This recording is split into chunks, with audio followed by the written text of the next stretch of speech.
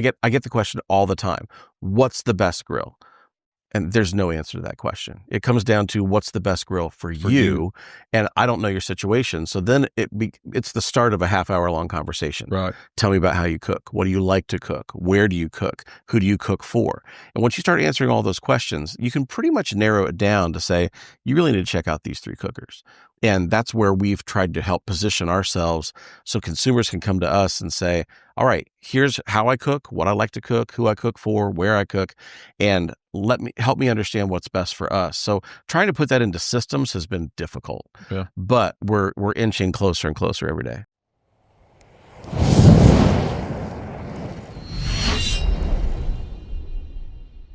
Hey guys, welcome back to OutTheSmoke. We're back in the studio today. We're going to talk about pellet grills, and what better person to have on the show to talk about pellet grills is the man David Gafford from the Barbecue Lab. I don't know if y'all seen his YouTube channel, but he is the ultimate review channel when it comes to pellet grills or any cooking device for that matter. But David, man, welcome to OutTheSmoke. How are you, man? Man, it is great to be here. I'm thrilled to be down here in your home state. I mean, so often we're back in Indiana, and I miss a lot of the barbecue going on. Yeah. So this is fantastic. Loved it. Yeah, I will say the Midwest is not super known for barbecue. No. But where the barbecue is, though, it's always pretty dang good up there. Oh, yeah. Like, it's a lot of good cooks up there that just are a little hidden in the shadows. Nobody knows they're there, but they're there. It's true. I mean, there's some great hole in the walls that I'm thrilled to take people to when I go. I got you. So, David, what exactly is the Barbecue Lab? I mean, the Barbecue Lab is a place where people can go to be able to learn about whatever type of cooker or whatever brand of cooker is going to help them achieve their goals. Really, it comes down to you can walk into any big box store and you can see 100 grills. Right. How do you know if any of those is going to help you? Or if there's a nickel's worth of difference in the 100 you're looking at. And you really have no idea. So we started the Barbecue Lab really as a proof of concept to help people go, if I had a chance to kick the tires on all of these, light them up, put them through their paces and test them. That's really what we are. Is we are that for people when they can't do it themselves. So we've been doing that ever since about 2019. Right. And I'll say firsthand that y'all's channel is one of the most authentic review channels that I've ever watched. And I think it's because like you have, how many grills are in your possession right now? About 120. See, I thought I had a problem. You have a problem. I do. And it's legitimately a problem too. Because the question is, where do you put them? And so that's why we have, multiple storage units that are 45 foot long, and we end up keeping them so we can run comparisons. Right. Because as soon as I take one and I give it to a neighbor or I sell it to a friend, guess what? You got a competitor that comes out. I've got a competitor that comes out and I need to run it against that. And then I have to sit down and assemble it again, which takes 3 or 4 hours.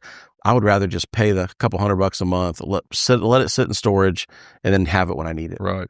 And with that being said, is having that many options to go cook on, you're not biased. No. Like that's a lot like for me, for instance, I can do a review on some of the grills I have, but all the grills I have, I bought, and I'm probably going to, even if I say I'm not going to be biased, if I do a review on the Outlaw Smoker, guess what? The freaking Outlaw Smoker is the baddest thing on this world, but it's because it is.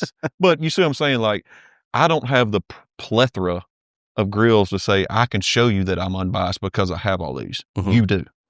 Yeah. And that's one of the things that's really unique about our situation. Right. I get the question all the time. What's the best grill?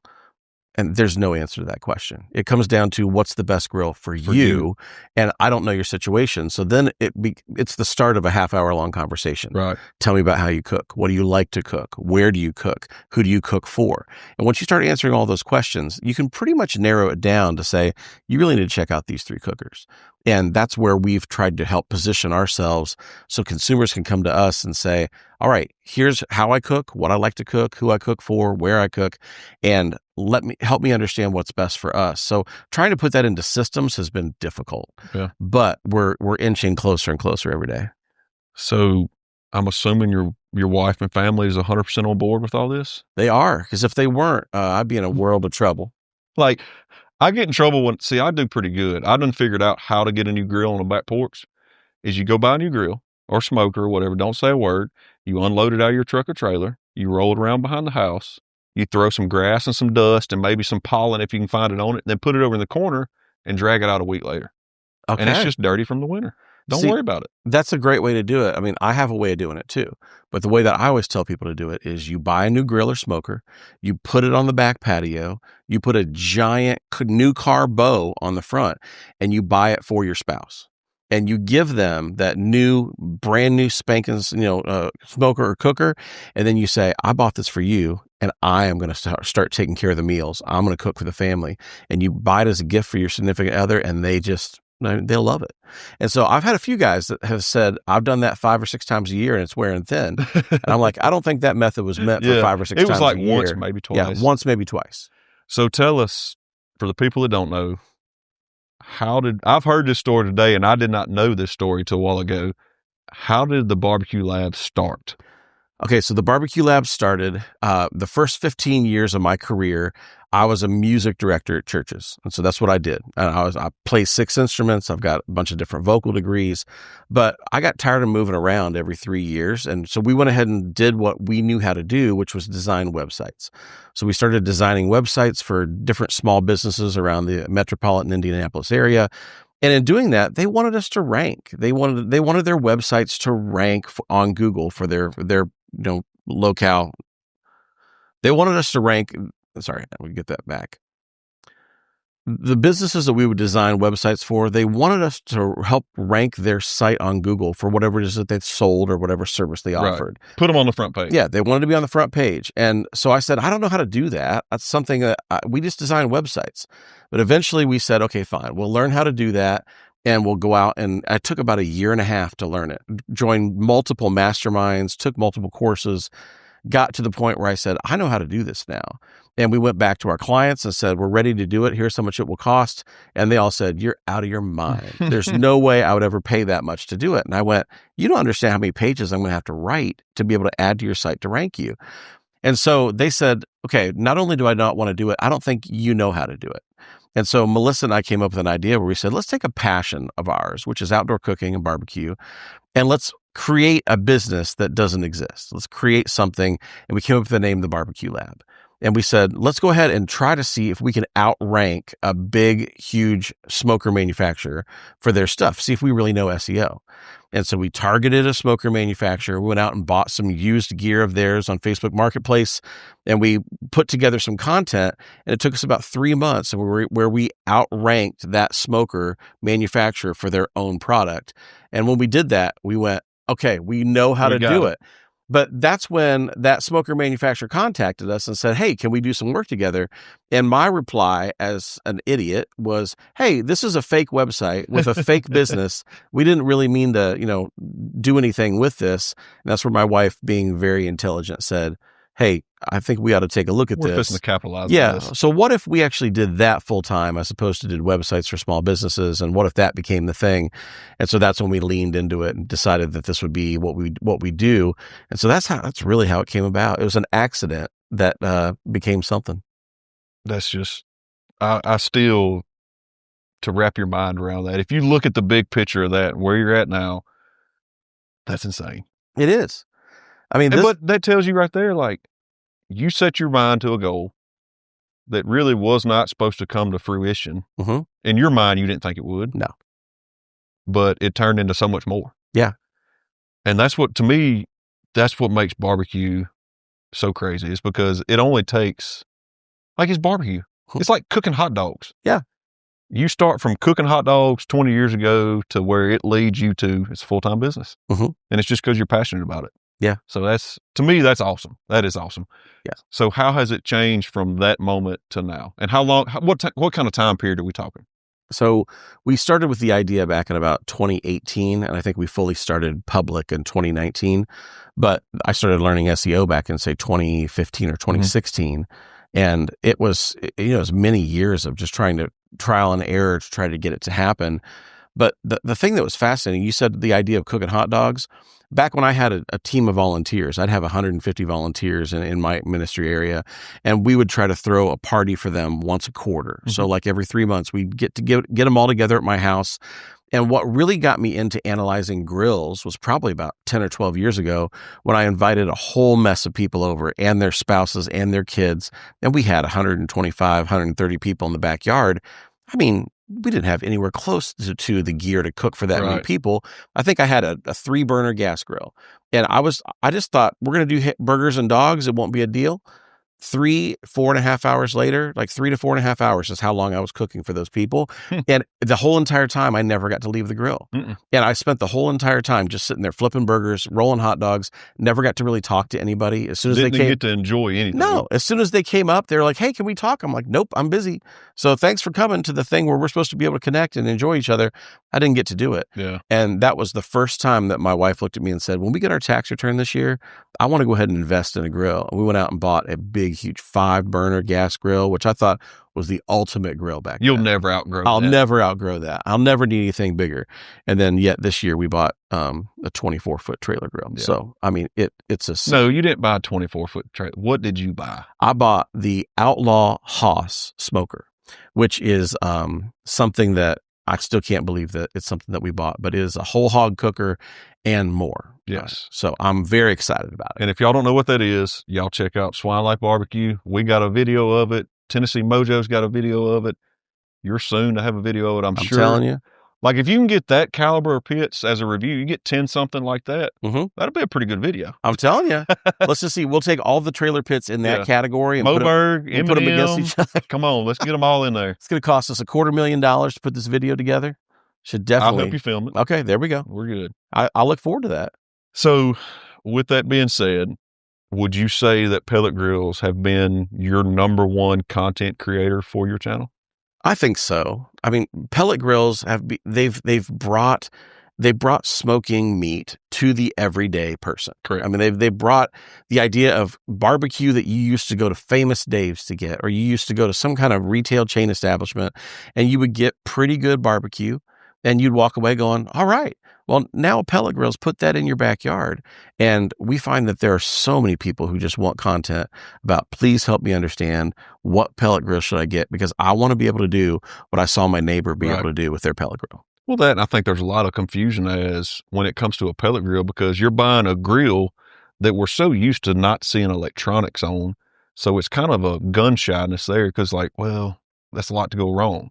But it's people just don't understand, what am I technically buying for X amount of dollars? What am I getting? What does that pellet grill pertain to? Mm-hmm. So I guess first question, a dumb one. What is a pellet grill? Like what makes a pellet grill what it is? Yep. So, I mean, I think when most people think of a grill, they think it's a propane grill that has 2 or 3, 4 gas burners.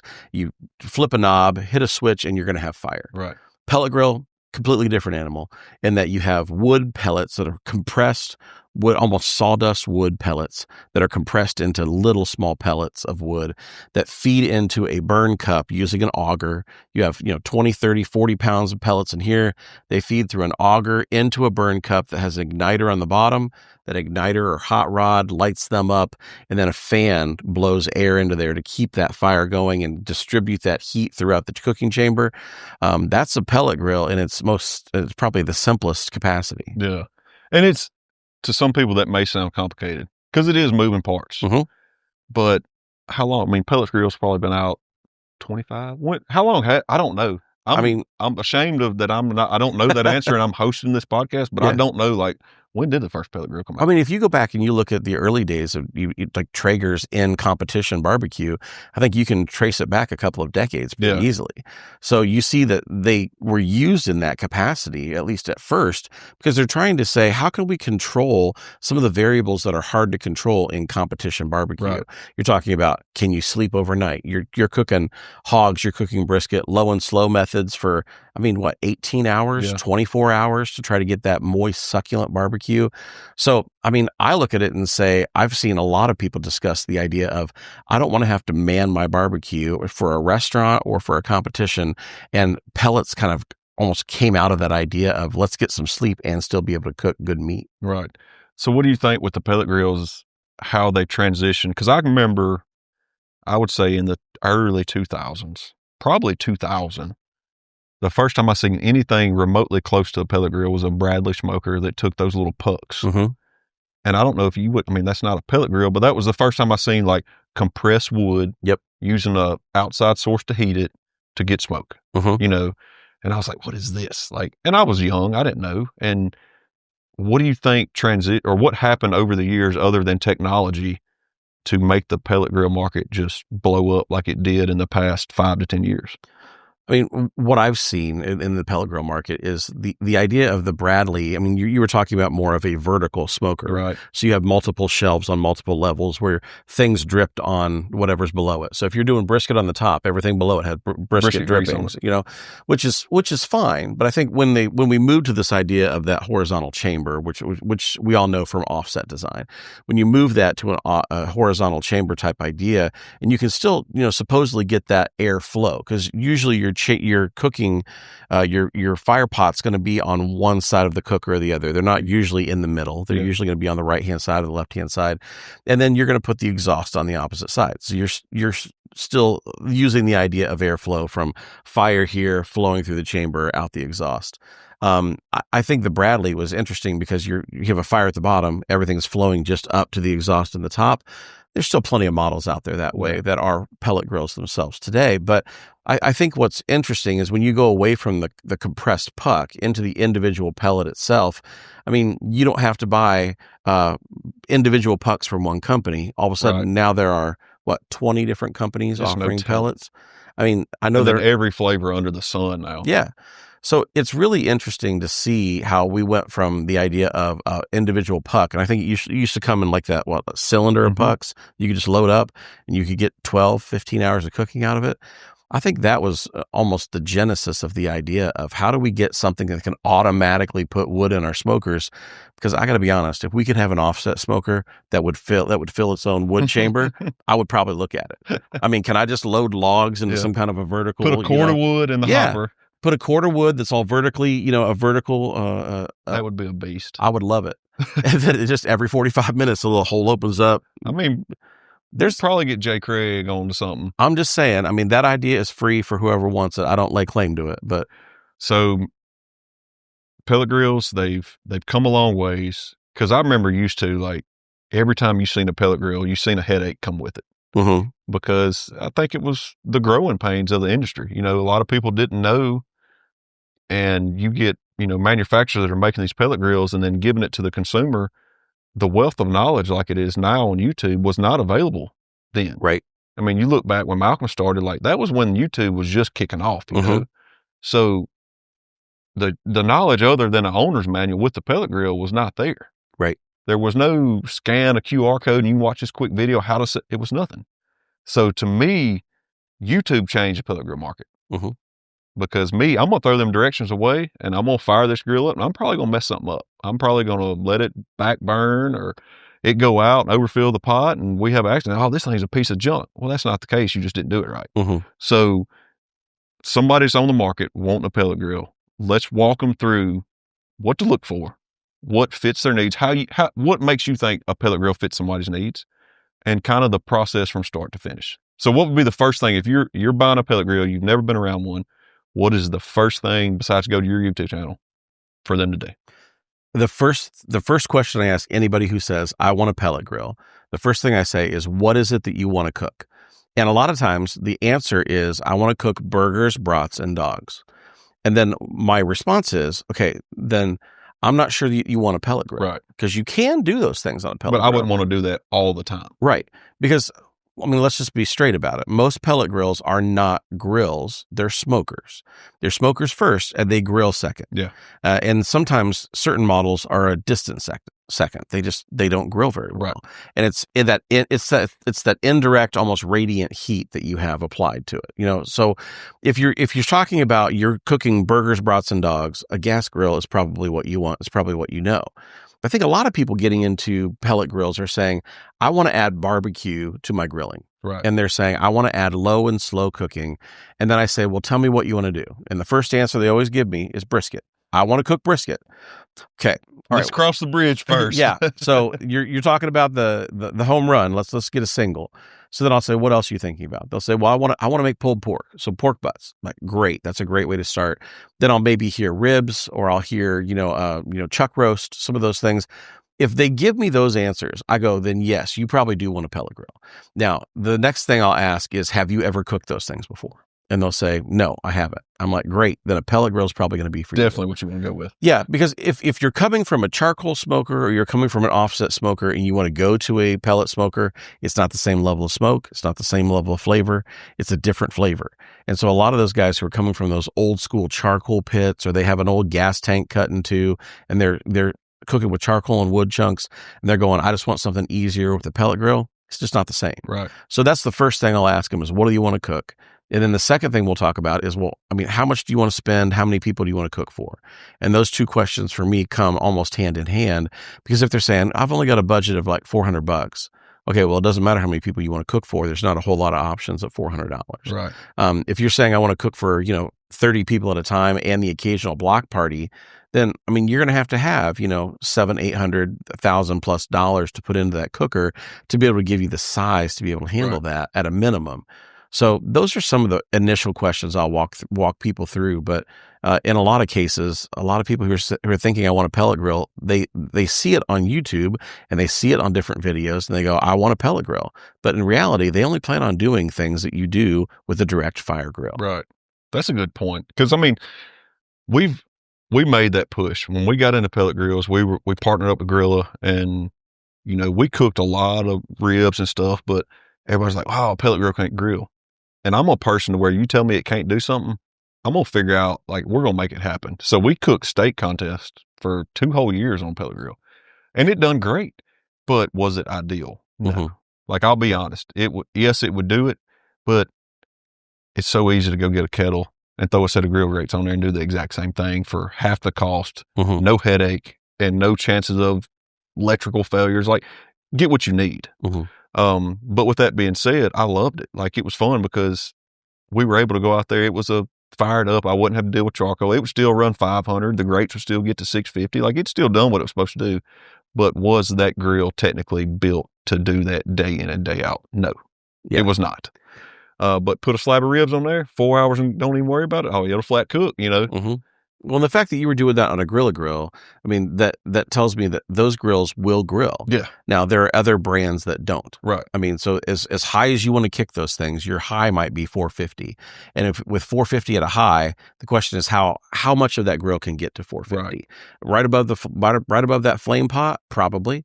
Other side of the grill, probably not. Right. So that's why when you're putting grill grates on a pellet grill, a grill grate will tell you, and a few other people will tell you too, you put it right over the fire pot, and that's where you get the heat. Let it absorb as much heat as you can get it to absorb. And then it's just when you start looking at other places, that's where it becomes a problem when you're saying, yeah, I'm having 30 people over and I want to do a flight of burgers. And you're going, okay, even like Pit Boss, they have their little slide open grate. You can put what? A burger, maybe 2 burgers over that. So if you're cooking for 30 people, I mean, you're talking about 2 burgers at a time, 15 flights. I mean, that's just, it's not realistic. Now, if it's just you and your family and you're cooking burgers that night, I mean, sure, that works. But so that's where I would help steer people too. Like, if you're going to be doing hot and fast style direct cooking on a pellet grill, you need to come up with some options for something that can do that. So you want to look for that highest temperature available and evenness across the grate. So when we're testing grills, when we're testing pellet grills, we test exactly that. We're going to test all the way across. We'll run the biscuit test. We'll run a burger test. We'll run a bacon test. We'll even take, some thermometer probes, put them all across the grate, and just find out what we're really getting. See what it's doing. Because oftentimes what you're reading on the digital thermometer is not what you're reading at grate level. Because just, you have one thermometer, you have an answer. You have a temperature. You have 2 thermometers. You have a fight.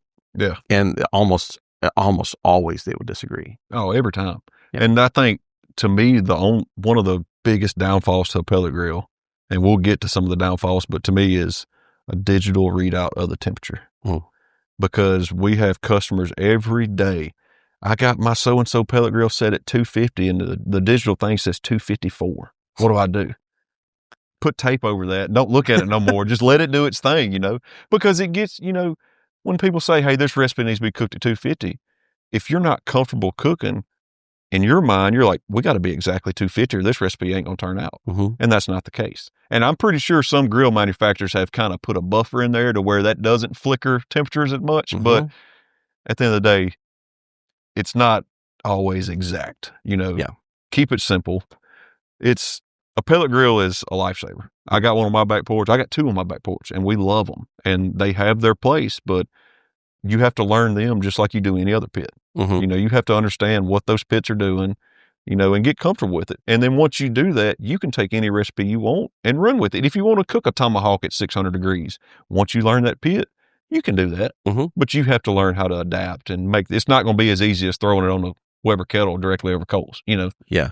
When you start talking about like different grills for different purposes, we like to talk about it as like a barbecue arsenal or your barbecue toolbox.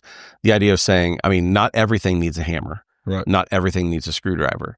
I mean, a pellet grill is one of those types of tools, but so is a direct fire cooker. So is an offset. So is there's a place for everything. But I think that I've called the pellet grill the easy bake oven of outdoor cookers because it's so simple to run at its base level. Right. And some people get offended by that. They're like, "Well, how dare you call it an easy bake oven?" I'm just going, but the only thing I can relate it to. It's easier to run than an oven inside. Mm-hmm. It's just you plug it in, you set the temperature, and you walk away. And as long as you put pellets in it, you're pretty much good to go. Right. So that's what's so appealing to so many people. I know it was to me when I first got into it. The idea that I could, make a rack of ribs by putting a hopper full of pellets, setting a dial, and then just watching a video like Malcolm's and going, I can do that. Yep. And then when it comes time for everybody to get there, you're relaxed. You get to enjoy it. You're not over there sweating over the fire, wondering like what's going on. You get to step away from it and enjoy the party that you're hosting. Yeah. That's the big thing. Oh, man, I've been to so many parties that I've hosted that I've never got to talk to anybody. Mm-hmm. And I've learned over the years that, hey, there's a thing called the rest period. Yes. Oh, that's the best for entertaining. A sous vide is great. Oh, it is. That's so a whole nother conversation. Yeah. So with pellet grills, a lot of people think expensive, and they can be. So in your world of pellet grills, what is the range and price points from some of the cheapest you've seen, and what are some of the most expensive you've seen? I'll start with the most expensive because two of the last videos we put out on our channel were for two very large pellet grills. One was the Lone Star pellet cabinet, and that was, I think, right around $5,500 to $6,000. Really? Then we did the Black Earth Community Grill, which Black Earth Community Grill, 2 pellet hoppers, 40 pounds each, one on each side of the grill, 2 pellet burn pots, 1 fireboard controller, but that is a $12,000 grill. So that's similar to like a Memphis or one of those higher end. Yeah, I mean, like the Memphis that I have built in my outdoor kitchen, I think that's still about $4,500. But that community grill, it is so large. It's larger than a coffin. I mean, we're talking, yeah, it's huge. So you're talking about you could put a whole hog on there, no problem, on a pellet grill with 2 burn pots. What brand was that again? Black Earth Grills out of Manitoba, Canada, I believe. Really? Yeah, I have to look into that. And that thing is built incredibly thick. I mean, you're talking about 304 stainless on the outside. The whole entire thing's 304 stainless.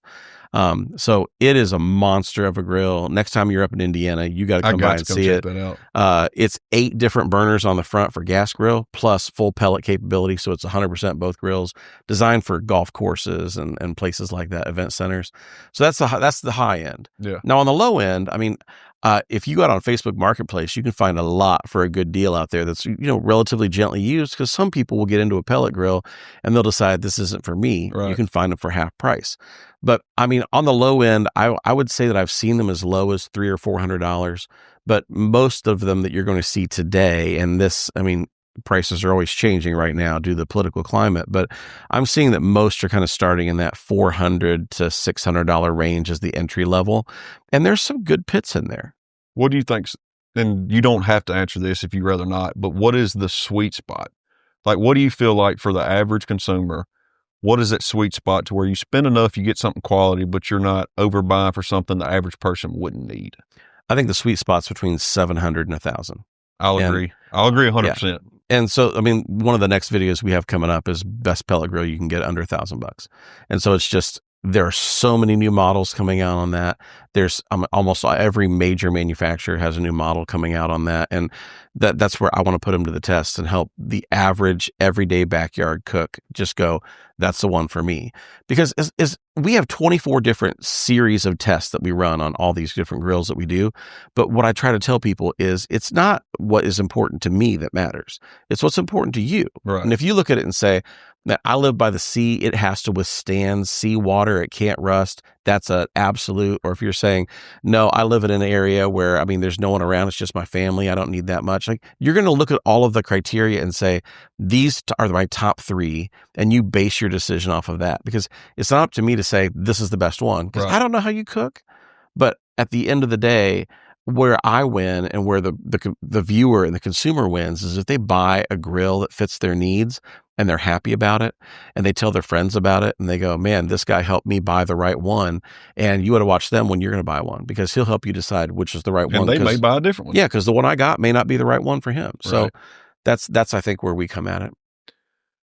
Man, this is turning into we're diving in deep with these pellet grills. So with everything, when you say you get your pellet grill, what is the number one thing that you have to do? Or like, talk about some steps in owning and operating a pellet grill that you do not need to miss if you want that pellet grill to A, last, and B, you actually enjoy get to using it. Because as soon as a pellet grill fails to that customer or consumer, that's the biggest piece of junk they ever bought. Yeah. Because they most likely it's going to fail while they're cooking. They're going to be cooking either for a party, for their supper, or for an event. It's not going to be a good day when that pellet grill fails. So what are some things to prevent that for the average consumer?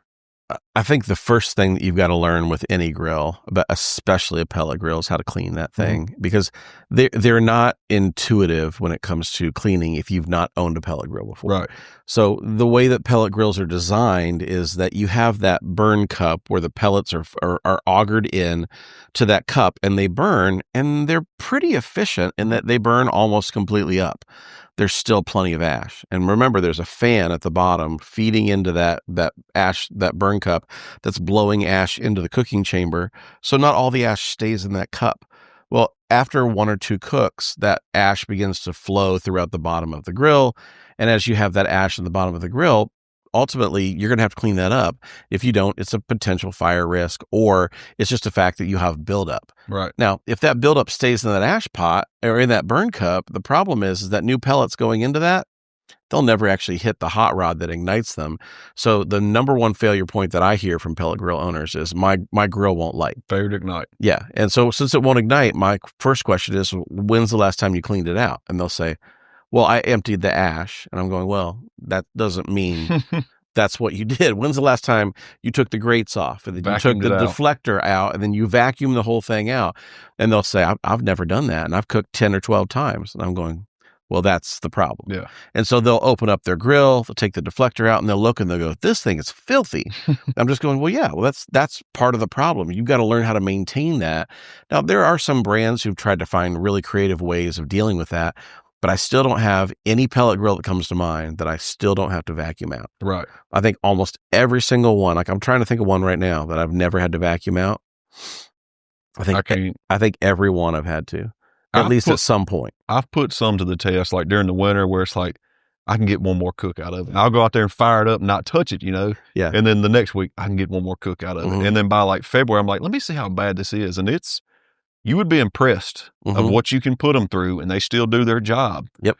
But it can go south real quick. And that's one of the things, like I tell everybody, is like, I know it sucks having to clean a grill. I said, but to me, a pellet grill is not that hard to clean. Because we talk about the ashes down below. Most people think of ashes in the bottom of their charcoal grill, and it's got grease and water and unburnt charcoal. A pellet grill's bone dry if you have the drip pan in place and everything's doing what it's supposed to. When you pull that drip pan out, it's dry as the hair desert. And you just take a shop vac and shop vac it up and you're ready to go. Like, it's not less than 5 minutes for most of the cook or most of the cleaning. I think we call it the every 2 or 3 cook, cleaning.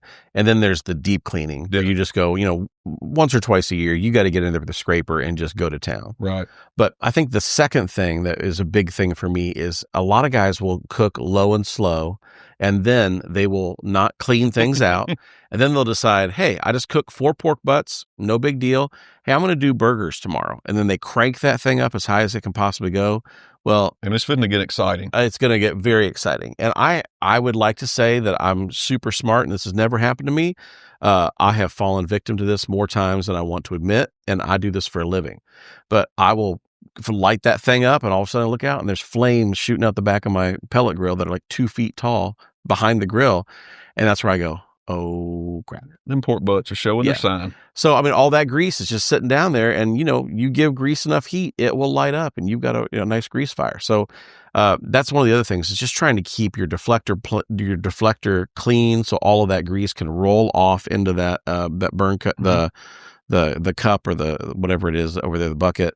But that's another thing that failure finds. But oftentimes, that's really not a bad way to clean your grill. It will incinerate almost everything in there. It'll dry it out. It'll definitely dry it out. I've had it happen a couple of times, and it's user error every time. I'll be the first to say it.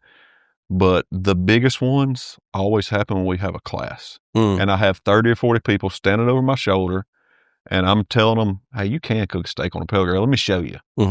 And I open the lid, and I'm like, ooh, that's a lot of fire. And you just kind of close the lid back and be like, hey, Malcolm, show them what you got over there. Get their backs turned, But, and they will. But I think if you stay on top of it, it's just like everything else. Like, I think we get lazy, because a charcoal grill, you can be lazy with them, because you're going to dump the charcoal out. That pretty much is a reset. And you're going to put fresh charcoal in, fire it up. Pellet grill's not that forgiving. But if you stay on top of it, it's not bad. Like, I have a dedicated vacuum that stays on the back porch. It is 4 pellet grills. That's all it does. And it's nasty and greasy, and it's got ashes all over it. But I plug it in, suck it out, and you're good to go, you know? But what would be worst case scenario? Like, what is the worst you've seen happen with the pellet grill other than just burning it to the ground? Like, what is the biggest oopsie you've done? Well, one of the biggest oopsies was I had my Grill Silverback, and it has the off-road package, and I was going to take it to church for a cook, and we were putting it up on the trailer. And when you have 40 pounds of pellets in the pellet hopper, and you decide to take it up an incline of a trailer by yourself, it will do a wheelie. It will do a wheelie and end up falling on a hopper and breaking your hopper. And it turned your hopper from a square to a pancake pretty quick. And all of those pellets just exploded everywhere. So that was one of the ones that I did that I felt really dumb after that was over, but my Silverback is still in the shop. And by say in the shop, I mean in the back of a storage unit right now, because I blew up the back of it on accident. All right. Well, so what all features do pellet grills offer now that they didn't before? Because I know, like, it's more and more pellet grills are coming out with, like you were saying, the direct fire, where you can slide a little damper and cook over live fire. What else have you seen that's new and upcoming, or that you can see that's trending now because pellet grills are so hot? Like, what are some new things that are coming? I mean, usually with a pellet grill, you would hardly ever find a side burner. You'd hardly ever find a sear burner or a side burner or anything that would give you hot and fast or direct capability with that grill. I mean, we're seeing that more. I mean, the Traegers that just came out, I mean, a couple of them have that as a side option. You have, the idea of being able to put a pot for sauce and things on a burner. That's there too. So we're seeing that. I think we're also seeing the idea of, at least at the beginning, I didn't see a whole lot of ability to clean out the pellet hopper and change woods. That's becoming a lot more prevalent these days. I mean, as I was going through the last roundup that we did, I think we had 8 different pellet grills in there. I think only about 4 of them had a pellet clean out where you could change the flavor type. The ones I'm seeing now, almost all of them do. It's becoming. Is that something you do pretty often? I do, but it comes back to, I love cooking with cherry. Cherry is almost my absolute favorite. I love it in offsets. I love it in pellet grills. But there are times where I'm just going, I really need to use hickory, or I really need to use, and so I don't do it all the time.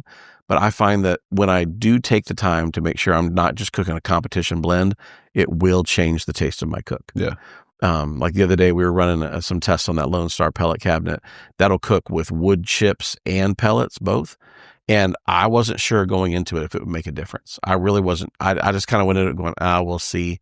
But cooking with the wood chips and the pellets combo, it was a more sharp flavor. I actually picked it up more. So that's one where I would go, okay, if I'm cooking on something like that and I know it makes a difference, if I can get hickory chips and pellets, or if I can get cherry chips and pellets, or oak, I'm gonna put a little bit more into it, because I am getting a flavor difference. So that was something as well that I find is cool. Well, you talk about that, noticing the flavor. I never noticed on pellets like a drastic difference until I started paying attention to pellet quality. And that, to me, like you were saying, keeping them clean, to me, source good pellets. Yeah. A pellet will make or break a grill. any day. And we've had some pellets we've had some here recently that have been coming in that the pellets have been really long. And what they're doing is they're bridging over the hopper and just stopping pellet flow. Yeah. And of course it runs the hopper or runs the auger out. They run out of pellets. It goes out. Well, I want it to ignite. My hopper's full of pellets. Everything's good. Everything's on, but it won't ignite. But you can't tell that them pellets are bridged over at the bottom, and it's because the quality of pellet just wasn't there. It got missed that day. It happens. But when I started going to like a clean pellet, like I've run Gorilla pellets, I've had really good luck with. Bear Mountain, I've been probably the most impressed with.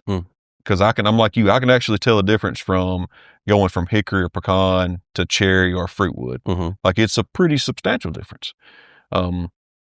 With that, now, would you consider some of these newer ones that are running wood chips? Are they in the same family? I think they're the same family. They're auger controlled still, correct? They're auger controlled, but they're auger controlled still using wood, some form of wood. If all of a sudden we're going to like strictly charcoal pellets, or if we're going to, maybe I would consider that different, but we're still talking about wood fueled grills of some pellet type consistency. It's using an outside heat source, an auger to feed it, a fan to control it or help control it, and electronic control. Yeah. So, even when you go to the charcoal pellets, I've never looked at exactly what they're made of, but I don't think they're 100% charcoal. I think they have to still have some kind of It's got to have some kind of binder. Yeah. They say it's, you got all kind of, mixed stories about it's this or it's that. Those charcoal pellets, even the ones I've had that's like a blend of wood and charcoal, they are hard as a rock. They're a dense pellet. And they burn good. They burn hot and they burn clean, but it's got to be something holding them. Yeah, I'm intrigued by the things that I'm seeing in like the smoking pecan pellets where you're using pecan shells. Yeah, the holes. Yeah, so like I'm really intrigued by that. I'm also intrigued by like some of the charcoal stuff that we're seeing now with like the coconut, all that kind of stuff too. Yeah. There's so many great things that are happening in fuel, and all of these new ideas that are coming around are so good for us as the consumer. Yeah. Because it's taking just the thing that we consider every day, this is how it is, and they can kind of change that a little bit and give us different flavors, different profiles, different effectiveness. I know that we can get certain things that burn longer, burn shorter, or bring in more flavor. I think all of that's a win for the consumer. So if one thing I would tell the average consumer who has a pellet grill is you've got to get out there and try some different things. Right. If you've only ever bought the brand of pellet matches the brand of your grill, you need to go out and try something different. You're missing so much. Yeah. And if you've only ever bought competition pellets, which is a blend, go out and buy some straight 100% of something. Yeah. Pick your favorite. No additive. Yeah. No additive, just 100% wood. And if you haven't tried fruit wood, try fruit wood. If you haven't tried like 100% just hickory, try 100% hickory and get out there and just vary it up. And if you don't know what to do, if you don't know what goes with what, a lot of the manufacturers of the pellet grill or the pellets themselves will tell you hickory goes with this, they got a little chart usually. Yeah. And the chart's easy to follow. So whatever you're cooking, if you look at what you usually use, change up your fuel source. If nothing else, I think you'll find that there's a lot more fun to be had with a pellet grill. I'll say this, and a lot of pellet grill manufacturers may call and want to cancel this podcast because of this, but I'll go to Sam's and I'll buy a gallon jug of dried minced onion, and it's the flaky onion. And you put a handful of dried minced onion in your hopper with your pellets and mix them up. It smells so good. And it'll burn them onion flakes just like it does in pellets. Now, you still got to have pellets. Like I'm literally talking about one handful to a whole 20-pound hopper. Yeah. But it is so good. And it like you were saying, change the flavors up. Yeah. Like everybody, like you get a chicken breast and you throw it on a grill. You just got a chicken breast on a grill. But if you can add some type of, like I'm pretty sure I seen Barbecuer's Delight at one point had a orange pellet that had like orange zest in it. And it smelled so good when it was burning. Or like the Jack Daniel's pellets or I think they got rosemary and thyme now on some of them. Like it's all these different flavors that you can impart flavor on what you're cooking just to change it up. Right. Because you don't want to eat a dried up chicken breast on Thursday night like you did last week. Change it up. Yeah. And the idea, I think as long as you're adding whatever you're adding to that pellet hopper, the key is it's got to be dry. Like you can't take minced garlic in a jar, chuck that in your pellet hopper and be like, oh yeah, it's good to go. But dry garlic, dry onion. Even going back to what I know a lot of competition guys for years have thrown onions and they've thrown all different types of things into their fire.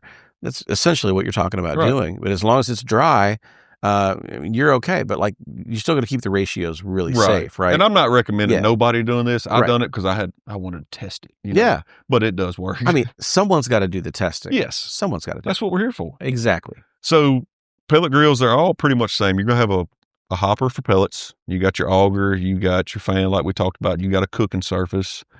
Some of them will have an exhaust stack to keep that similar offset look. Some of them don't. But all of them are going to have some type of controller, some type of digital controller to run this pellet grill. What are some recommendations to look for, to stay away, or what do you look for? Because there can become a point to where it's just too complicated. You still need it to be simple because at the end of the day, it's still a grill that you're going to cook hot dogs or whatever on.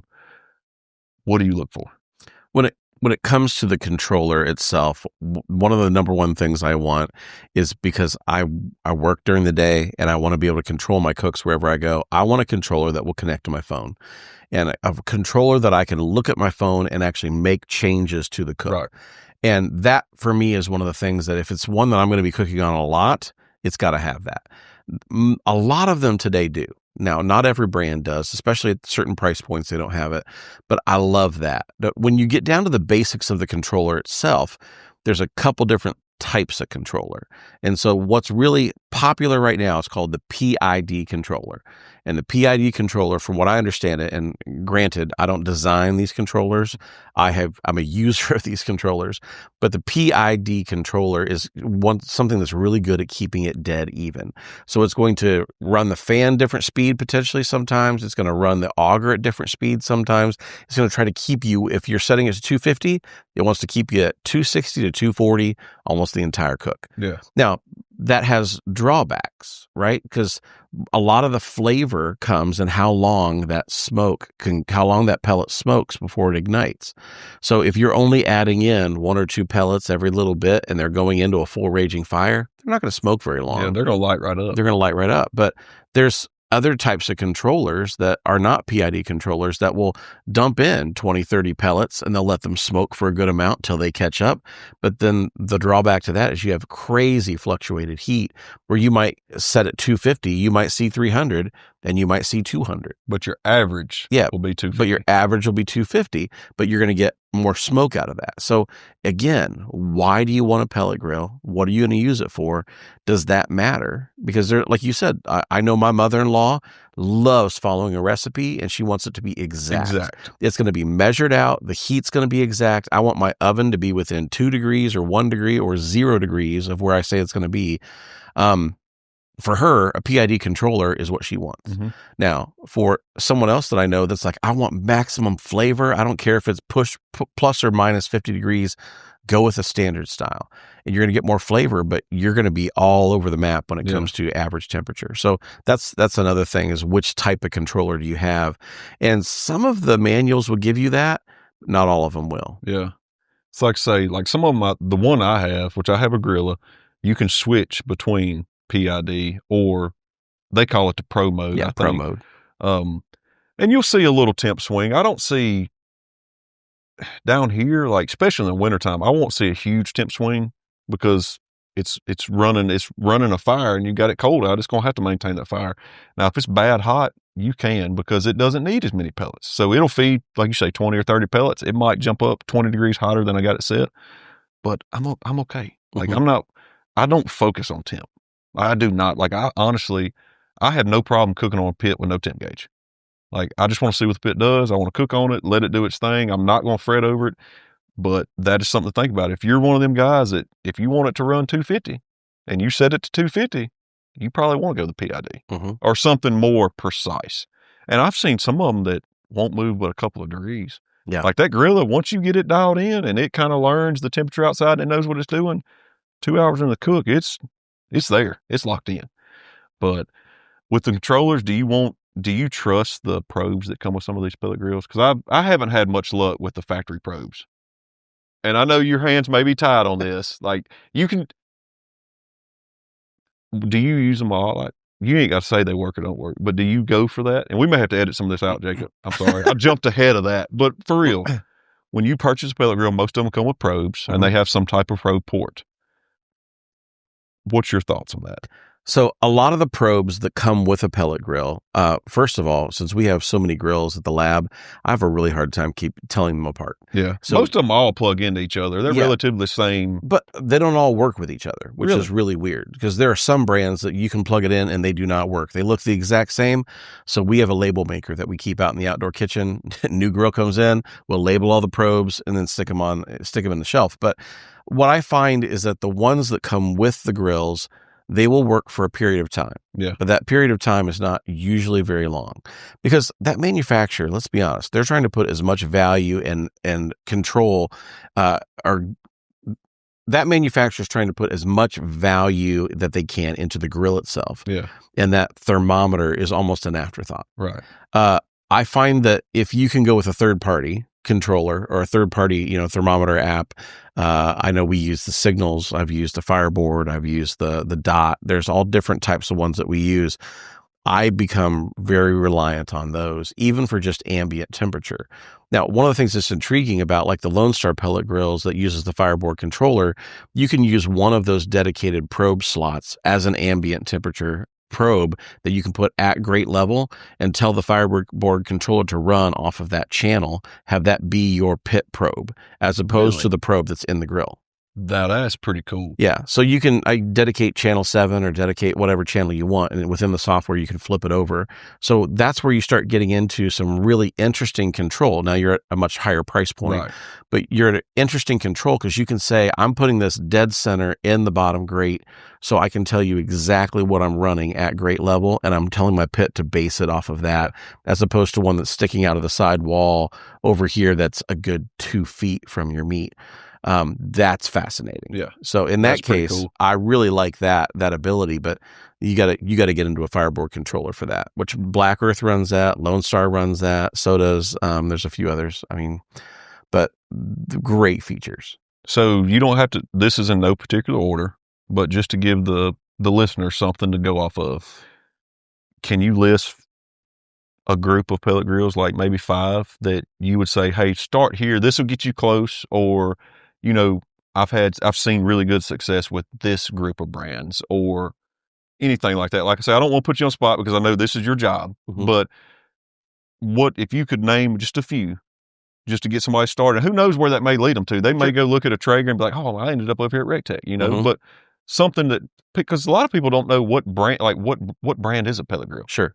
They just know it sits at Lowe's. Yeah. Well, so the video that we put out last year, which was the best pellet grill under, I think, $2,000. And we did another one that was best pellet grill under, I think, $799. What you'll find is that there are quite a few different brands that you can find that are very similar in both of those price categories. You'll find that Weber has some, that Traeger has some, Pit Boss. I mean, RecTech I've only used a handful of times, but I've heard good things about those. Green Mountain Grills is another one that's out there. I have used Louisiana Grills. I mean, I don't know if did I say Traeger? Make sure I say Traeger in there. So. There are so many different brands to look at, but the ones that I would start with is I would go and look at like one of those past videos that I've shot, because it's going to give you a list. It's going to give you 8. And then you could watch even just a couple minutes of that video and go, oh yeah, that one's out for me. Okay, that one's definitely making my list. That's why we create that content, right? So people can look at that and go, that one's fitting for my style. Like Oklahoma Joe's has a great pellet grill. There's so many different brands that are in that market. If it were me, I would probably start by looking at a Weber. I'd probably look at a Traeger, and I'd probably look at a Pit Boss, and I'd probably start in that. Then I might venture out to maybe a Camp Chef, a RecTech, maybe a GMG. But I got to say, I've been really impressed with the models that have come out in the last couple of years, because they can both smoke and grill, and they don't have a whole lot of deficit in comparison to what was out even just 5 years ago. See, I'm excited because you look at what pellet grills have done, like you say, in the last 5 to 10 years. Think about what it's going to be like in 10 more years. Oh, I can't wait. I can't wait to see what some of these grills are. Because, I mean, granted, we're probably getting bougie and getting all electronics and all this, but that's so cool. Like, why not? Like, let's have a good time cooking, So real quick, give us 3 pros of a pellet grill and give us 3 cons. And then we're going to turn the mic loose to you and let's hear a little bit about you some more. Okay. So 3 pros of a pellet grill. I mean, the first thing I would say is that it gives anybody who has a pellet grill access to really good barbecue. And that is probably the number one thing I would say. Number two is I would say the control is so simple. The fact that you can fill it full of pellets, you can walk inside, prep your meat, throw your meat on, and then go back to work. If you work from home, I know that I work from home all the time and I've always got meat going on the grill. It's so easy to run. And I think the third thing would be probably versatility, in that you can have versatility in a grill that is not just a gas grill, but it imparts flavor in that versatility. So I think those are probably my top three off the top of my head. Now, detriment, of course, you've got to learn how to clean it. Right. You've got to make sure you keep that thing clean, because if not, you can get into some challenges. The second thing is a detriment is you usually have to have power for these things. Right. It's not like you can just take this out on the patio, throw a 20-pound, propane tank underneath it and you're good to go. Yeah. You have to have AC power. And there's quite a few people who are like, I don't have AC power where I cook. Well, that's a problem. You have to have power with a pellet grill. And I'd say the third con is probably price, because in order to get to a really good pellet grill, I think you've got to hit that $700 to $1,000 point, and you're even better if you can get in the low to mid thousands. Right. So I think it gets even better there. Of course, you can get all the way up to like you said, even $12,000. But you can find really great pellet grills, but you've got to actually hit a certain threshold of financial investment. I agree 100%. That's solid. That's good info right there.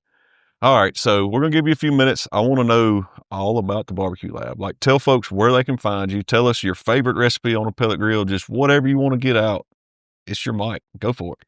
So the Barbecue Lab exists on both the website side at thebarbecuelab.com, all spelled out, BARBECUE lab.com. And you can also find us on YouTube at The Barbecue Lab. And those are the two primary channels that exist. And it is myself and my wife, Melissa. We do this full time. And then our kids are on the channel quite occasionally. And as is our lab Uno, who is a white lab. And a lot of people ask, is the Barbecue Lab named after your dog, or is it named after the science never even aspect? thought about that. There you go. You got me. Yep. Was that intentional or was that an afterthought? It was an afterthought. I was going to say, if you've done that intentionally, that's pretty good. No, we actually got the dog, I think, right a little after we started. But that was one of the things, that he's a white lab. And so a lot of people watch the channel just to be able to see the Uno sightings on the lab as well. I mean, the thing that I'm probably most excited about when it comes to people watching our channel is that we know a lot of people who are not outdoor cooks, or it's let's just be honest, the man of the family doesn't do any of the cooking and the wife does all the cooking. Right. And it's guys who are seeing these things, getting excited, going, I can help contribute. And they watch the channel, they'll decide to buy something, and they'll take it home and they'll go, all right, what am I going to do? And a lot of times, I'll be honest, I kind of release them on the recipe side to go out and watch you and watch Malcom and watch all the great YouTube content creators that are out there. Because once they can get a grill, there is a wealth of options of different places they can go to learn almost anything they want. You go out there and type out pellet grill brisket recipe, you're going to find 1,500 of them that are in the last 2 years. And most of them will get you a pretty good brisket, right? Yeah. So I think what I'm so excited about is helping people find that new hobby that really can contribute to their everyday family life and help them take some of the burden off of the person who's the only cook in the family, maybe. I love seeing that. And other than that, the things I'm excited about is this year we launched our new seasoning blends. I know, man. And I was proud of that. That's awesome. We just launched them in January. So we've got a chicken seasoning, we've got a hot chicken seasoning, we've got pork, and we've got a salt, pepper, garlic mix. Those are so fun. But like I told you, these are just the recipes that we were cooking with all the time at home. Yeah. I used to have to mix these up in big batches, and I got so tired of it. We finally went, you know what? I bet there's a co-packer who put this in a bottle for us. I don't care what anybody says. You cannot make it at home as cheap as what you can mass produce it. I learned that as well, because we thought that we started this with a Kickstarter, and on the Kickstarter campaign, we thought, okay, we're probably not going to have to make that many, but let's go ahead and mix this ourselves in a commercial kitchen, and we'll fulfill it ourselves. Well, we ran the price on that. Then we called a co-packer, and we weren't even close. Yeah, not even close. Not even close. And so once I learned that, I went, okay. We don't have the ability to pull that much spices as what these co-packers do. Right, we don't. Go to Sam's and buy salt. It gets expensive. Yeah, it does. Yeah, so I'm excited about that. So that's something that we're doing a lot more of on the channel. But I mean, other than that, there's some things coming down the pike. Like you said, we've got the Haas coming in. I can't wait to cook on that for It's so much crowds. fun. And I've yet to cook my first whole hog, but We're gonna fix that. I bought a trailer to learn whole hog on, and we are going to do it. So super excited about that. We've got new pellet grill head-to-heads coming up, new griddle, fire pit, you name it, pizza oven. It's all coming to the channel. So really good stuff coming up. Once we get done with this barbecue road trip, I'm taking with my son Ethan right now, coming through Memphis and St. Louis and Nashville. We'll get back to the office and we'll fire up the cameras and new stuff coming every day. So I'm going to ask you though, are you thinking this is eventually going to turn into almost like a backyard patio lab? Because I mean, if you're talking about reviewing fire pits, I mean, anything in the backyard, that's open. Yep. It's a plethora right there. Well, I mean, if you go out and if you go into YouTube and you type best fire pit, I mean, we're going to be top 3 in the results because we've had some stuff that's out there. But really, it comes down to how can we help improve the everyday life of the person who likes to be out in the backyard with their family. It's going to be fire pits. It's going to be heaters. It's going to be grills. There's so many different things that are out there. And there's really no way when you walk into a store to be educated on them other than something like our channel. It's just how do you walk in and have any kind of an education on how this is going to help you and whether that's the best one for you. So we want to widen our stance on this as much as we can to help consumers make educated decisions, because there's nothing worse. The first 2 grills I owned, I went out and bought them at a big box store. I brought them home before I even started the barbecue lab, and my experience was not good. Right. Because I expected it to do things it didn't do, and I expected it to have capabilities that it didn't have. And so there was some user error in there too, but it was just, I was set up for failure. And if I would have known going in what I know now, I would have been able to make a decision by spending $100 more that would have probably redeemed 3 or 4 years of cooking for us. Yeah. So that's what we're really trying to do, is help people really succeed with their outdoor cooking, because we believe that when people gather around food and fire, that's where real community happens, and that's where the magic happens. So it's about creating unforgettable experiences around food and fire. And the first thing you've got to do is got to find a way to be able to create food. And that's about picking the right gear. So we're just getting started, but I'm excited about what's to come. It's going to be a good time. Yeah. And I'll tell you, and this will probably make some box store people mad, but y'all listening, if y'all go to his channel and look up anything on a pellet grill, most likely when you walk into your local box store, you already know more than the guy you're going to talk to. It's true. And unless you're going to a dedicated grill supply store, arm yourself with the knowledge, go in that store, look at it. You already have all the answers in your mind. You got your phone in your pocket. Pull up a video. What do you say about this? Oh, okay, that was that one. Okay. And make a educated purchase. And you won't be disappointed. Yeah, I love my pellet grill. Yeah, we created there's a download on our channel that I just thought about. It's actually on our website and on our YouTube channel.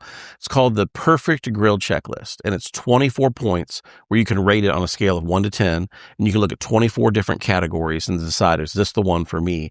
And you can, in the store, even have it printed out and just go, all right, metal thickness, I'm going to look at this and go, out of 10, that's a 6. Yeah. This one over here, that's a 3. So how do I actually score it?